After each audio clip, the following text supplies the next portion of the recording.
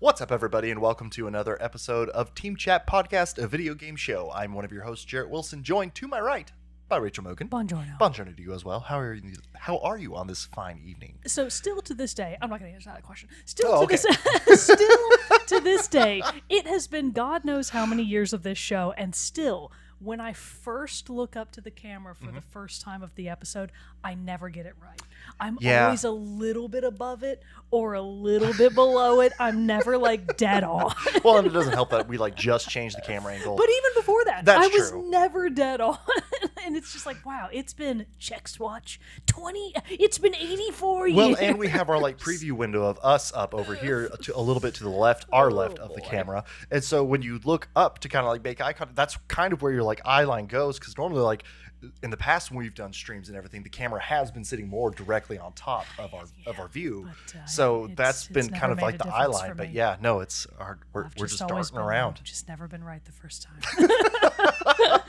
Anyways, that's what I was thinking about. All right. Well, so you can hear us hopefully be right for the first time here on Team Chat Podcast, a video game show where we talk about games, the ones we love, the ones we hate, and everything in between. New episodes come out when we can put them out, but they come out, and you can listen to them on podcast services around the World Wide Web, such as Apple Podcasts, Spotify, Amazon Music, and others. You can also watch a video version of each episode over on our YouTube channel, and you can join up with us on our Discord, where you can have a lot of fun hanging out and chatting with us when we're not here recording the show. We have other social media stuff too, but honestly, the Discord is where we are most active. So check us out there. Links for all that is in the description below, where you'll also find links for our merch store over on TeePublic.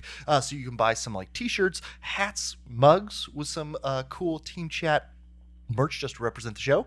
And you can also find there a link for our Patreon, where you can go to patreon.com/teamchatpodcast, where for as little as $1 a month, you can support the show. And in return, we'll give you cool perks like getting the episodes early before their general release, access to a private channel on our Discord server, the Rogues Gallery, as well as some extra goodies along the way.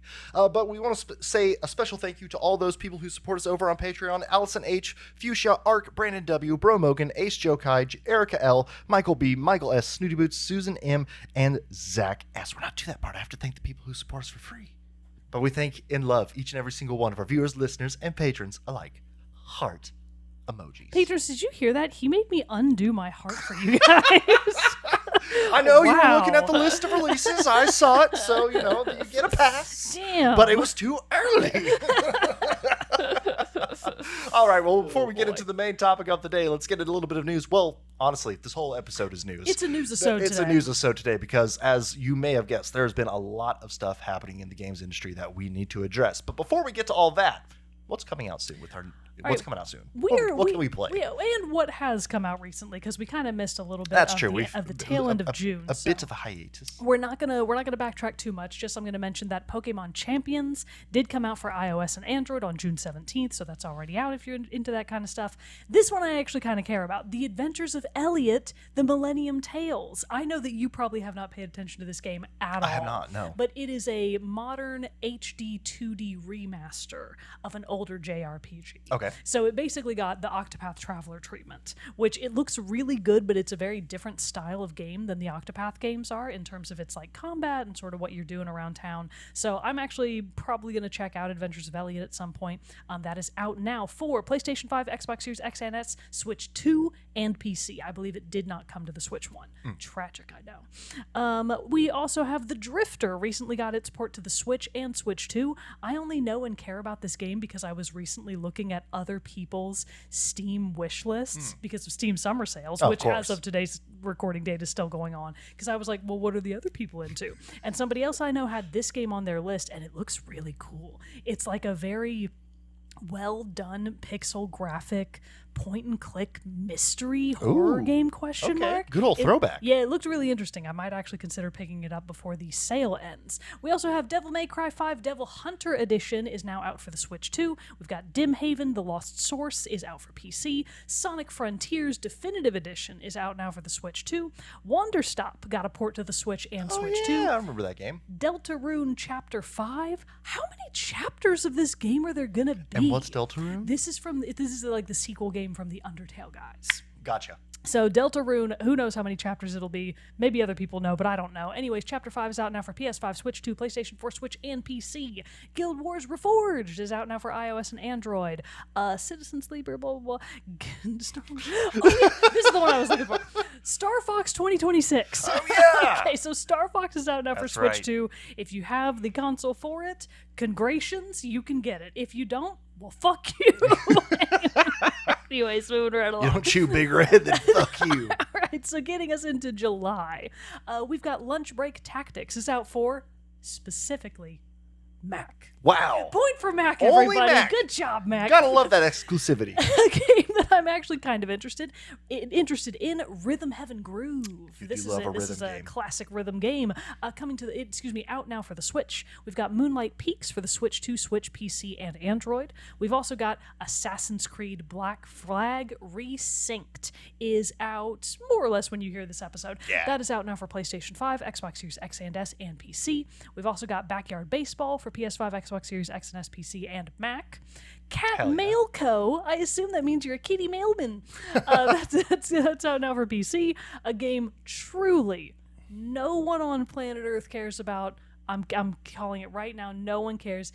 EA Sports College Football 2027 is out now for PlayStation 5 and Xbox Series X and S. Nobody cares. Stop making these games. Yeah, sure. Some people care. And then we've got Grand Blue Fantasy Relink Endless Ragnarok for PS5, Switch 2, PlayStation 4, PC, etc. There's actually more coming out. The only one I want to mention is to tell you to not get it because I'm a hater. Digimon Story Oh my God. Stranger is getting its port to the Switch too. Don't get it. It's a bad game. Go back and listen to our review, or her review. Oh boy. Anyways, that's all I had. Oh, There's more, but I'm out of breath. So we're done.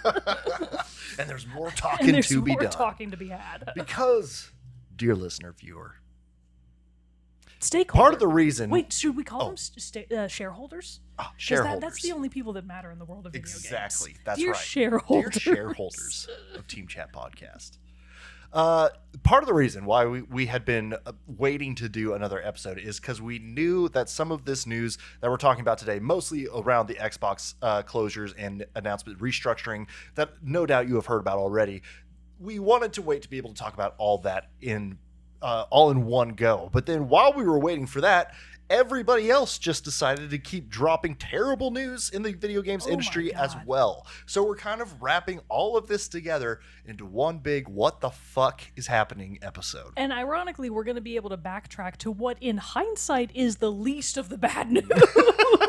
Because progressively it just got worse. Yeah. It was like, oh God, oh no. And then it was because of the holidays that they didn't release or have the big announcement of the restructuring for Xbox until after. But good grief. Not saying we were under the same amount of anxiety at all, but just kind of waiting each day to be like, is the news going to happen? So we can all this, is it going to happen today? Just as outward viewers of it.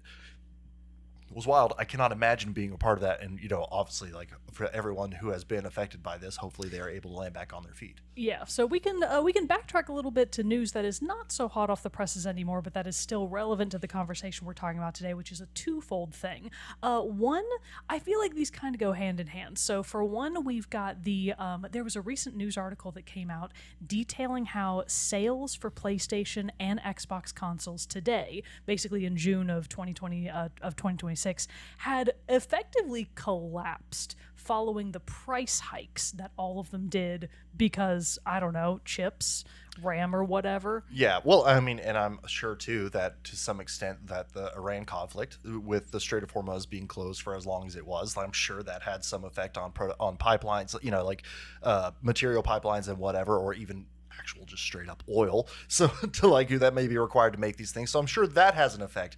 But yeah, also just the economy is a shit show right now. So announcing a price hike is not maybe the best thing that people are wanting to hear. It's not. It's listen, I understand that you're having to pay more for the chips, but at a certain point, when is it not worth it to you anymore because customers aren't able to afford your product? Well, and at what point are you going to take on the burden?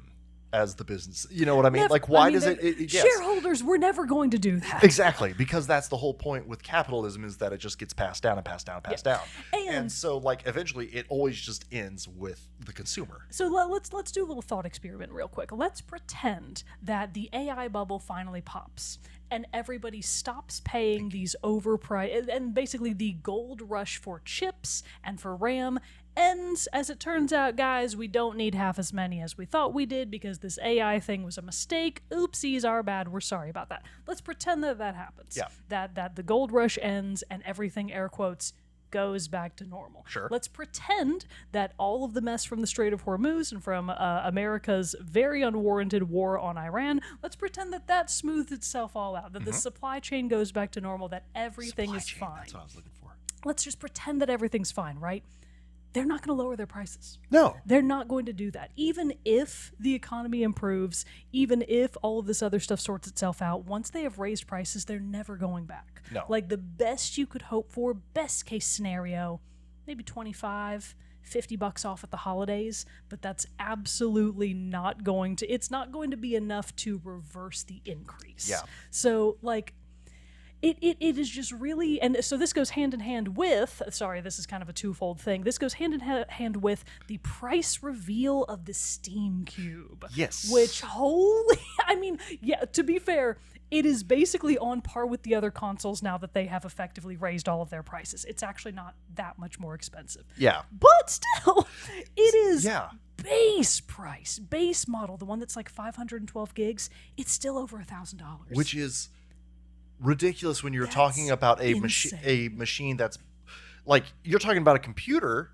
that does a lot of things, like full on, like, you know, you can write a Word document, browse the internet, watch videos, edit videos, create images and all that stuff, do all the things a computer can do, and you can get one for around $1,200. This is just a machine that plays games. This is just a machine that plays games. And it's like, and granted, yes, it's Steam's like first foray into this type of thing outside of the Steam Deck and other stuff like that, but it's just like, and I guess it's going to be powerful as hell, but it's just like, what? Well, I think the base model actually won't be. The base model, I think, is going to be pretty on par with the other consoles that are out there right now. You said 500 something gigabyte storage. It's the upgraded model that starts at like $1,200. That's going to be the more, it's like $1,200 or $1,500, honestly. And after taxes, it's going to be about $1,500 no matter how you slice it. And it's like, really?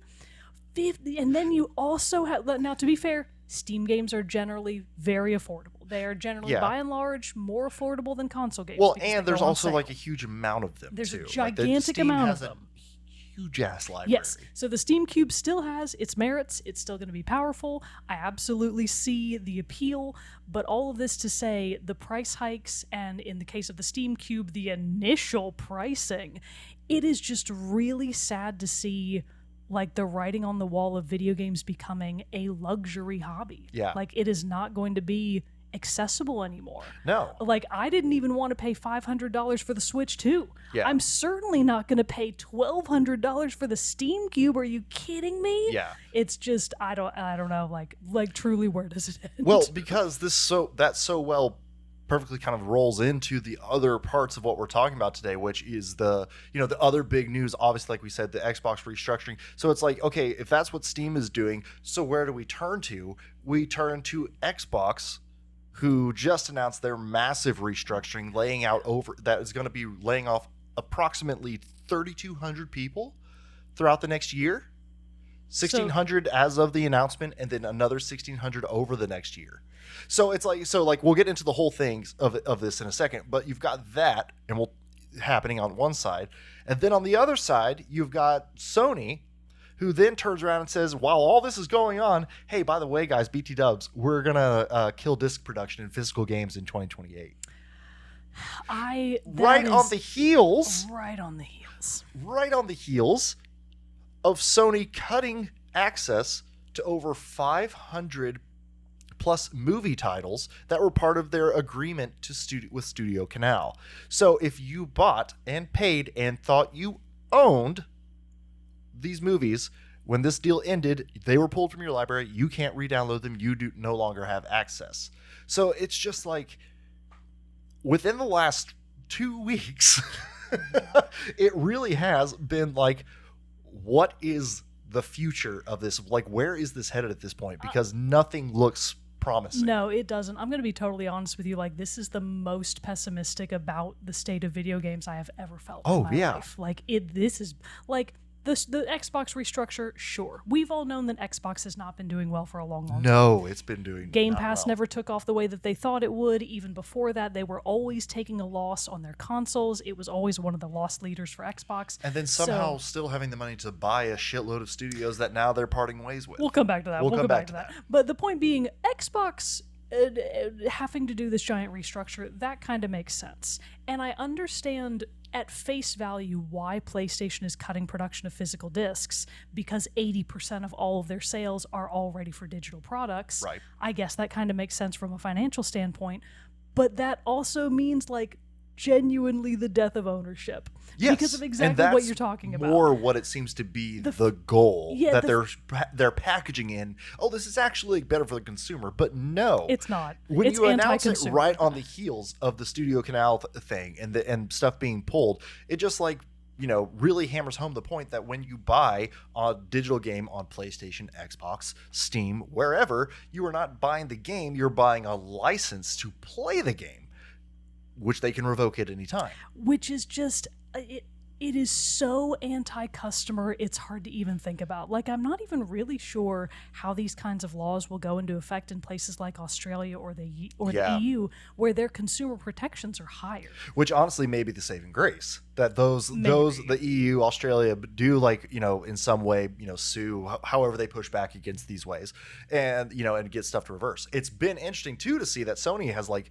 not said shit since they announced that, and everyone is like piling on like across the board, being like, this is terrible. Like, guys, you just literally proved to everyone that you are willing and able to take back what people bought from you and not refund them. Yeah. There were no refunds as part of that like library movie cleansing. Yeah. They didn't even mention it. So it's like, okay, so I guess I'm just out the money for this product that I paid for. Yeah, it's just it like you said, it just feels very pessimistic at this point, because obviously the hope then is that, yeah, either like somebody steps in some way or they choose to reverse the decision if the, you know, the backlash gets big enough. But I've also read and stuff that they've already started repurposing those factories that were making discs to do other things. So it's like, who knows what's going to happen with that. But it is very much a thing of just like, because it's one of those things, unless they take it back now, that's not something that they're going to bring back later. Yeah, no, absolutely. And then everybody else is just going to follow suit. Yeah, I mean, I feel like in this case, Nintendo will probably be the holdout, you know, historically speaking. Yeah, because they've always done their like the cartridges or something. It's also very true that Nintendo's base in Japan are a very different customer than we are in the West, and they are a lot more into physical media. Like CD sales, CD sales for music CDs in Japan are still really, really strong. So like, it's just a totally different market. So I think Nintendo won't be so quick to jump on that train. But like, once one of them does it, eventually they all do it. Well, and then now you're seeing even another layer of that, which is yet another kind of like jumping off point of this story. Oh, because one part of this too that I also wanted to touch on, that the death of physical media, of killing physical games media like that does too, is also, hey, maybe not everybody has blazing fast internet.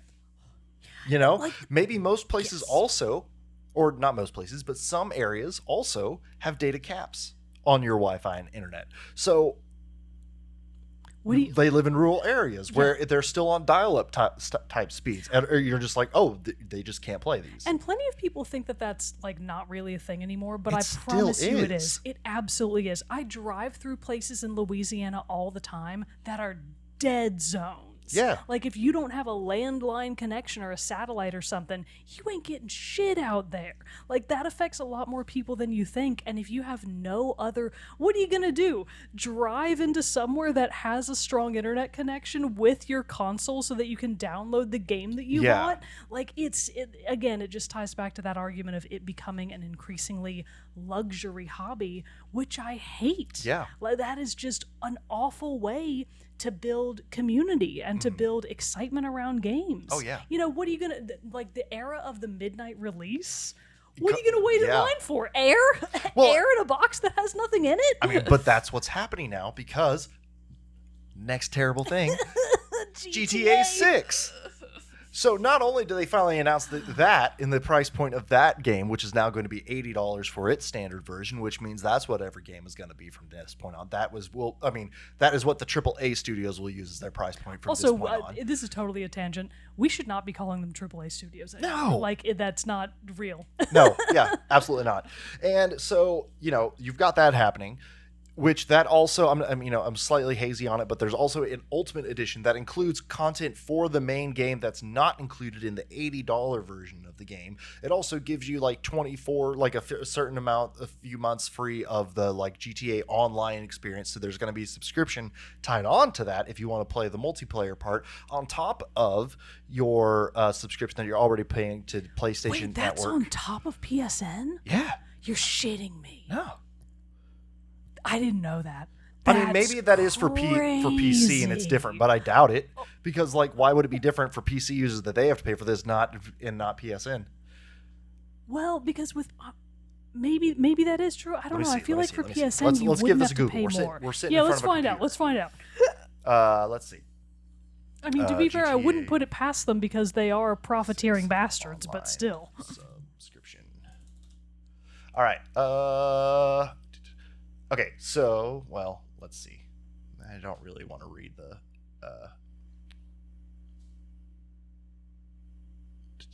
what's it say? All right, GTA 6 does not require a monthly subscription to play. Instead, Rockstar Games offers a optional premium subscription service known as GTA Plus. While a subscription service is not mandatory, players who pre-order will receive 1 month free of it. Okay, but GTA Plus then, what's this? What's it all given? Let's see, member benefits. Reject cookies. God, this is a lot. I can't even tell what this gives me. Okay, here we go. Games Plus. This is for Grand Theft Auto. Is this 5. yeah? What is this? I'm so confused. Anyway, okay, whatever. So Rockstar has their own thing that they want you to use and to buy. That's an online other component of Grand Theft Auto. But then here's the other kicker of what we're talking about with the death of physical games is that you can buy the physical version of Grand Theft Auto 6, except you're going to open that case and find only a card with the download code on it. Which I feel like they shouldn't do, because if you're not going to have anything in it, at least save the fucking plastic. Right. And don't just create trash. Is it? I mean, unless, of course, they are giving you a map. Like a fold-out map, that'd be cool, but they're not going to. It's the worst of all worlds. We're still going to make something for the landfill, but the thing that you actually want that you will use is not going to be in it. And the thing that you can hold for posterity, and maybe if you hold on to a machine that can play it for the rest of your life, you could still hold this piece of history. I can still play Spyro 1. Yes! We can still play because you can still find working versions of them. You could play basically any video game that's been created up until this point. But no, now we're getting to the era where that is not going to be possible. It is just really sad. Just a lot of benefits, money for the game. I do think that. Oh my goodness! Yeah, I do think that the way of physical discs, eventually once the others, and at least in the case of Sony, I feel like physical discs might still wind up being a thing for collector's editions. Yeah. If the publisher comes out and does, but what would they even put it on? Because if there are no discs, the PlayStation itself won't have a disc drive. Right. So actually, I've just defeated my own. Yeah, I mean, it's all just it's one of those things that it's well, if we don't have to make a physical version for PlayStation, why are we going to make a physical version for? And granted, I think that is maybe. Well, no, I was going to say maybe that's the thing where it's it's still just PlayStation exclusive titles are the ones that aren't made, but then again, they're going to same thing. They're not going to keep putting a disc drive in a console that can't. It says for new games releasing on PlayStation. So there just will not be physical versions for PlayStation and everything like that, which means, and this is going to be kicking in January of 2028.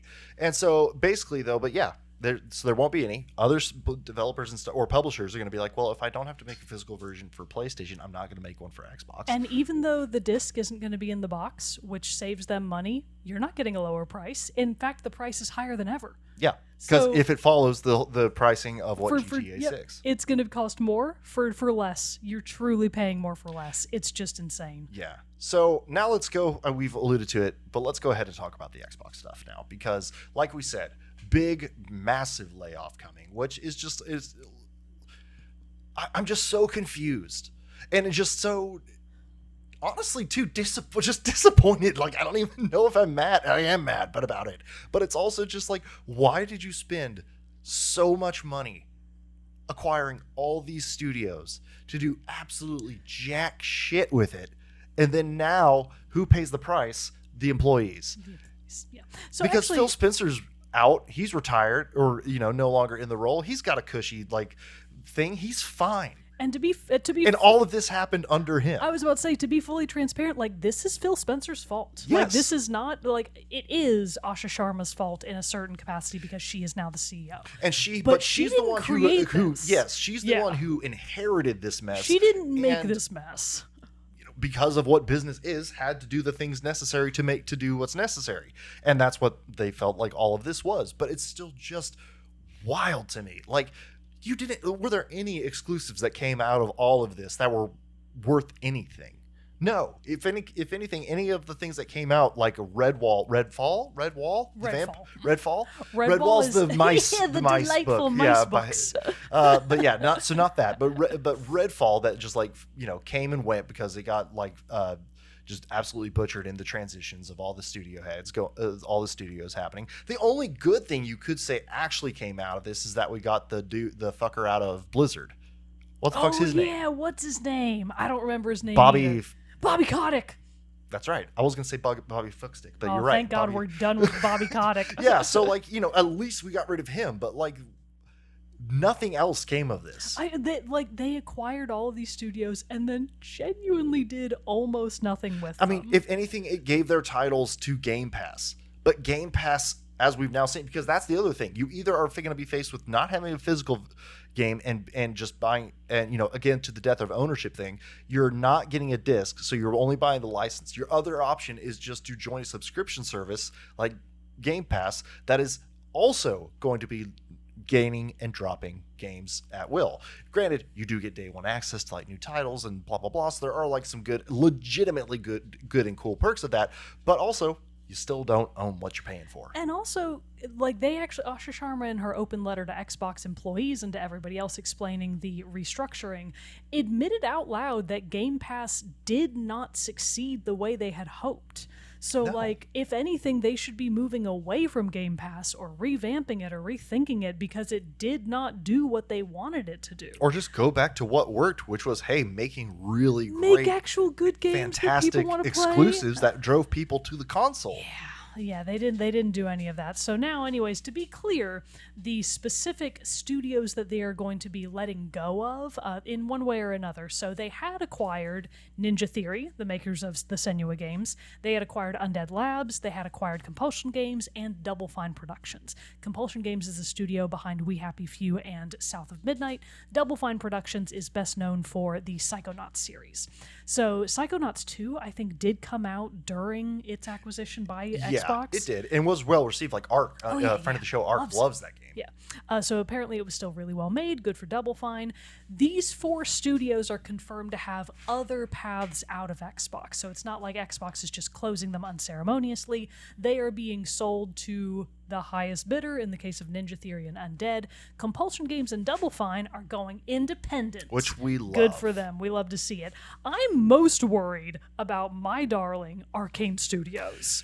Because because of the Redfall nonsense, they had already closed Arcane's US branch. So this is the remaining branch in France. Now, the silver lining there is that French job protections are a lot stronger. Yeah. So the French studio is going to be a lot harder to kill. Go France! But Arcane Studios France is beginning consultation with its Works Council, which I assume is maybe it's French Union, to review their potential strategic options. I really need Arcane to live because I need Dishonored 3. I need them to live, to go independent, and then to release Dishonored 3 on every platform available so that everybody can play it and everybody can get back on the Dishonored train. And then, overall, other than that, there are like changes with some like heads in leadership within Microsoft and like cutting down management layers, all that stuff. There are also going to be reductions made across other games, their other studios such as Activision, Bethesda, Blizzard, King, Mojang, and Xbox Game Studios. So it's like, so again, we're going to continue to see more impact from this decision. But a couple of things I wanted to talk about here. So I feel like people are going to gloss over this one, but to me, this was like one of the most alarming points of this. Yes. The management layers being reduced from 14 to at most 5. I feel like that is going to have wide, far-reaching consequences. Well, because everything is going to be... Well, in which way? Which way do you see it? What like that positively means, or negative? No, negative. Okay. Because what that means is, let's say that you are a manager. I didn't know if you were saying like less bureaucracy. That's good. No. Yeah. I feel like it's not going to be, because let's say that you're a manager of a team of 10, and then all of a sudden 14 layers of managers above you get let go, and then you're being told, now you manage 140 people. That's not realistic. Yeah. Like, if you talk to anyone that has ever had a management role, that is so unrealistic. If they consolidate that much, and then this is not really in the bulleted list that we're talking about, but they further outlined that a lot of the layers of managers would be converted to manager / independent contributor, which means, hey, you are a manager, but you still have to do your own code. So not only are they being asked to continue doing their actual job, but now they've been have to jump back into the trenches. Now they've been given a boatload of people to manage. Yeah. It's like, what do you think that's going to do? Do you think that's actually going to result in a good product? It's going to lead to insane crunch, more confusion, more burnout. Yep. These people are going to burn out like crazy. I read that and I was like, oh my God, that's really bad. That's not good. That's bad. So those 1,600 to 3,200 managers that they're very likely laying off at this moment to squash those layers down, I feel like that's going to have... We're not going to see it immediately, but we're going to see it. We're going to see the ramifications of that. I would think so.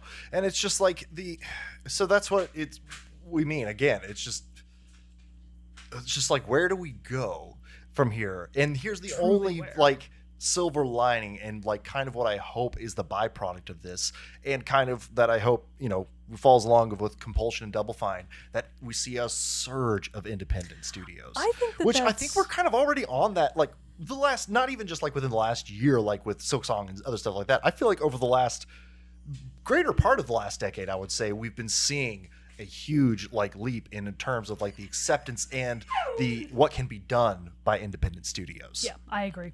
I know that it's going to be kind of complicated because obviously independent studios by and large still have to release their products onto these platforms. Right. Like they're only going to be they're choke points, right? There are only so many ways that you can get your product out to the people. But I also agree that I really see the future of good actually good games that people want to play being indies. Because if all of the big air quotes on this AAA games are $80 to $100, and then you also maybe have to pay an additional subscription on top of that, then you also have to pay $1,000 for the fucking console itself. I think indie gaming is really where, at least for me, it's gonna be. Well, because look at it, Silksong, $20, $25, $25. Mina the Hollower, $20. Stardew Valley, $10 Coral Island, $20. And again, not saying that price is equal to quality, but or anything like that, because they are different games. From Stardew Valley is a way different game from say Halo 5, but or Halo Infinite, whatever. But it's just like. But in terms of it's not but they still sold and made millions, and the impact on the market is the same. And so that's what I'm saying is that is where I'm hoping we start to see that stuff, because also while those independent developers may have to still get their games in some way onto these consoles to still be able to make money and stuff like that, but guess what? They're also going to be way more open to joining up with companies like Limited Run Games to make a physical version of their games to put out there, because Stardew's done that. So many of the like recent big indie hits have come out with physical versions through the help of companies such as that. Yeah, so absolutely. maybe like that is the pivot, and then once the big companies realize, oh hey, really nobody likes this, and they actually feel the impact of those financial decisions, maybe they'll pivot back. But Maybe. who knows? I don't have high hopes for the big players in the industry. Let's put it Yeah. that way. And then they also went on to detail in this Xbox release that reductions are going to be made across other units, not including the studios that we've already talked about that are being let go. They are going to shift investment to focus on higher priority projects within Activision, Bethesda ZeniMax, Blizzard, King, Mojang, and Xbox Game Studios. Which is just so funny that they say this because, like, bitch, you ain't made nothing. In the past 5 years. That's not true. They made Starfield. They got one game. Oh, out. that's true. They did make Starfield. One whole game, and I think that's probably the end of the list. And they do own Minecraft, which is obviously like the biggest game in the world. So Right. there's that. The good news is none of the first-party publicly announced games or projects are being canceled. So like that new Senua project, for example, that's still going to be coming Yeah, out which later down the line. everybody, if you didn't know about that one specifically, because the trailer was revealed at Summer Games Fest, then like the next week is when all of this stuff and speculation of what studios were going to be shut down started happening, and so then it was revealed that like pretty much it was known at that point Ninja Theory was probably going to be one of the studios that was let go, and they were basically like still showing off and promoting the third Senua game as like a sell to potential new investors. So it was kind of like, is this game even going to really happen? So it is a huge relief to hear that it is actually still going to happen. I still think it could get canceled. I Yeah, mean, obviously, they're saying now yeah, it's the they plan, say that now. but and it could still We'll see. Oh God, I can't talk. Could still get the axe, but for now at least it's a relief to know it's still on the board. Yeah, in other news, another just really weird little point of contention that I found from this article was Helen Chang, who was previously the head of Mojang, I believe. She's being promoted to the role of COO, which stands for Chief Operating Officer. That's not what's curious to me about this. If you actually read the article, you may have caught that Xbox said that they had never had a COO before. They just did not have this role. They just didn't have a chief operating officer. And looking back, it's like, damn, maybe you could have used one of those. Maybe you could have used a COO for the 10 previous years that you've done kind of nothing. With Willis, what are you doing? what is this dog doing? Get down, What is it? you crazy pup. What is Crazy Pup doing? Get down. She's getting me. She being crazy. Anyways, I just thought that was fascinating. I was Yeah, like, wow, really? absolutely Xbox? wild. Damn. So, I don't know. It feels weird to talk about this stuff because, like we said, there's not like it's like, how do you wrap up the conversation? Because there's not necessarily like a cherry on top to make it all seem better, because it's just really kind of dire right now. Well, you chill. You were so good, and then you're just now just licking all over the place. Calm down, you crazy puppy. She's a crazy pup. But yeah, it's like, what is the... Yeah, I don't know. I don't know what else to say. I don't know what else to go from here other than obviously we'll keep up to date. But it does also, like, man, it takes the wind out of your sails about being excited really for like does. anything in games right now. Kirok mentioned in the Discord that he had canceled his Black Flag pre-order, and it's like, yeah, I get it. Yeah. I certainly do get it, because, I mean, honestly, kind of like there's this feeling of, well, what's the point then? Like, why would I still be into this thing if it just continue? Like, you always think it can't get shittier, and then, somehow it gets so much shittier than you ever thought it could. It's just like, man, we have got to go back. Truly, we got to go back to the DS, guys. We got to go back to the Nintendo DS. We got to go back to the Wii. We got to go back to the PS2. Yep. Or, I mean, really, honestly, emulators. Yeah. I think people are. I mean, that's what it's going to become. Yeah. That's what it's all going to. Yeah. Any kind of game preservation is going to have to happen through that. If buying isn't owning, then piracy isn't stealing. That's just heard it here first, kids. Yeah. You heard it here first. And I guess with that little nugget of knowledge, we'll bring this episode. That's about it from us. Woo! Speaking of Black Flag, am I right, everybody? Hey, piracy! But yes, anyway, but with that, everybody, we will keep up to date on this news and whatever other news continues to come out of this story as it develops. But until next time, everybody, keep playing the games you do love. Hold them dear. Hold them close. They are treasured. Kiss them goodnight. Kiss them goodnight and tuck them in and pat them on the heads and say, you were a good child. You were a did good a good game. job. You were You a did good game.